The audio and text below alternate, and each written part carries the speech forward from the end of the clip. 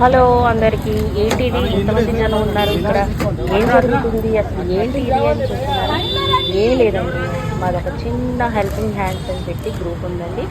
అందులో మేమందరం కలిసి ఇలాంటి కొన్ని చిన్న చిన్న సేవా కార్యక్రమాలు చేస్తూ ఉంటాం. మాకు తోచినంత దాంట్లోని. ఇదేదో పెద్ద సహాయం కాదండి, చాలా చిన్నది.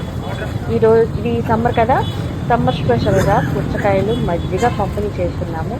చూడండి ఎంతమంది వచ్చారో.